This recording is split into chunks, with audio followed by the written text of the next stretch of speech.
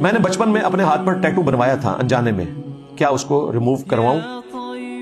اس کے ساتھ نماز ہو جائے گی؟ جی نماز ہو جائے گی، ریموو کروانے کی کوئی ضرورت نہیں، بالکل کوئی ضرورت نہیں۔ ریموو کروائیں گے تو اپنے آپ کو آپ نقصان پہنچائیں گے۔ وَلَا تُلْقُوا بِأَيْدِيكُمْ إِلَى التَّهْلُكَةِ، اپنے ہاتھوں سے اپنے آپ کو ہلاک مت کرو۔ بعض لوگ پتہ کیا کرتے ہیں، وہ تیزاب ڈالنا شروع کر دیتے ہیں، وہ تیزاب کی وجہ سے جلد جل جاتی ہے، بعض اوقات وہ جلد نکلتی نہیں ہے، اس میں پھر پیپ پڑ جاتی ہے، اور وہ سمجھ رہے ہوتے ہیں ہم اللہ کے لیے وہ قربانی کر رہے ہیں۔ یہ کوئی قربانی نہیں ہے بھائی۔ پورے جسم پہ بھی ٹیٹو بنے ہوئے ہیں، زمانے جاہلیت میں تھے، توبہ کرنے سے معاف ہو گئے۔ کسی آیت حدیث میں نہیں ہے کہ جس کے ٹیٹو بنے رہ گئے تو اس کو عذاب دیا جائے گا۔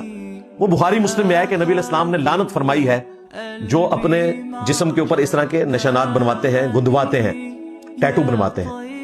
لیکن جب آپ نے توبہ کر لی تو اس کو ریموو کروانا کوئی ضروری نہیں ہے، اور ویسے بھی وہ جلد کے اندر ہے، وہ انک جلد کے اندر جا چکی ہے، وہ اوپر نہیں ہے۔ اوپر ہو تو کچھ عرصے بعد خود بخود ختم ہو جائے، جس طرح مہندی ہے اوپر ہوتی ہے ختم ہو جاتی ہے، مارکر کا نشان۔ اور یار ایلفی وہ بھی کچھ عرصے بعد ختم ہو جاتی ہے، ٹیٹو کیوں نہیں ختم ہوتے؟ وہ جلد کے اندر چلے گئے، جلد کے اندر چلے گئے، ان کو ختم کروانے کے لیے آپ جلد ریموو کریں گے، اپنے آپ کو نقصان آپ پہنچا ہی نہیں سکتے۔ اور